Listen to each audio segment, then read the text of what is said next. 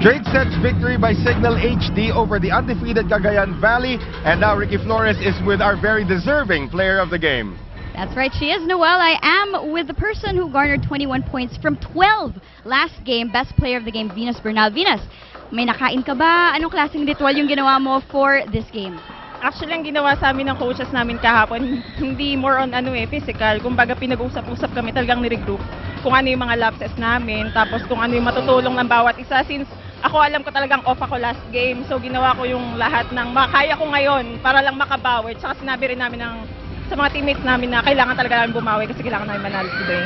And since nanalo kayo today, may iba pa bang adjustments na kailangan nyo gawin in preparation for next game? Everyday naman, kailangan mo pinagpe-preparahan yung mga games na susunod eh.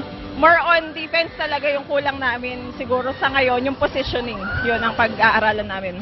Well, thank you very much and congratulations. Of course, our best player of the game walks away with GCs for Vibram 5 Fingers. And with that, Noel and Noreen, back to you. Thank you very much, Ricky Flores. And of course, Venus Bernal back in the groove. 21 points already in that matchup, coming up from 12. Of course, you can follow us on Twitter, Superliga, at Superliga _ to know more about the league. And that'll do it for us here.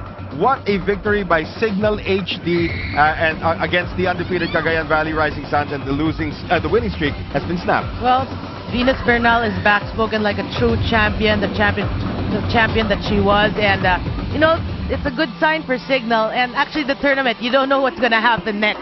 Yeah, and there are a lot of twists and turns. And of course, this coming Wednesday, ladies and gentlemen, our telecast will begin at 4 p.m. PLDT MyDSL takes on the Signal HD Spikers, and the Lady Troopers of the Philippine Army take on the Bingo Millonario Puffins right here at the Phil Sports Arena in Pasig City. It has been a great day of volleyball here at the Philippine Superliga. On behalf of Ricky Flores and my partner Noreen Go, ito po si Noel Zarate. Paalam!